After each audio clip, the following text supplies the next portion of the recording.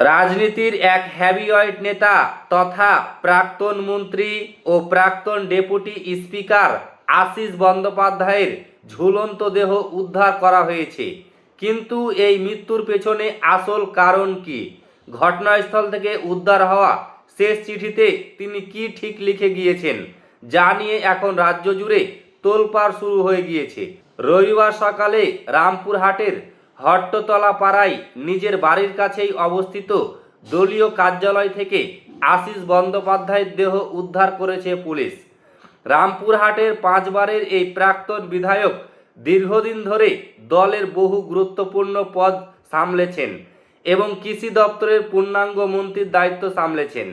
তবে এবারের 2026 সালের বিধানসভা নির্বাচনে তিনি পরাজিত হন এবং তারপর থেকে কিছুটা অন্তরালে চলে গিয়েছিলেন। তার এই আকস্মিক মৃত্যুর পরই এলাকায় তীব্র চাঞ্চল্য ছড়ায়। অনেকেই এই ঘটনার পেছনে বড় কোনো রহস্য বা গোপন কারণের অনুমান করেছিলেন। তবে পুলিশ সূত্রে জানা গিয়েছে, ঘটনাস্থল থেকে একটি সুইসাইড নোট উদ্ধার করা হয়েছে।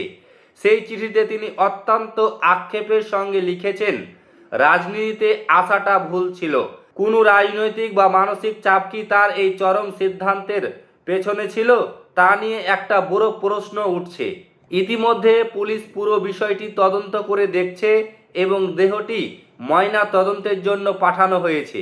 এই বর্ষীয়ান নেতার মর্মান্তিক পরিণতি নিয়ে আপনার কি মতামত? রাজনীতিতে কি সত্যিই মানসিক চাপ এমন ঘটনার পেছনে দায়ী? কমেন্ট করে অবশ্যই আপনার মতামত জানান। ভিডিওটি ভালো লাগলে লাইক করুন, শেয়ার করুন এবং পরবর্তী আপডেটের জন্য আমাদের চ্যানেলটিকে সাবস্ক্রাইব রাখুন। ধন্যবাদ।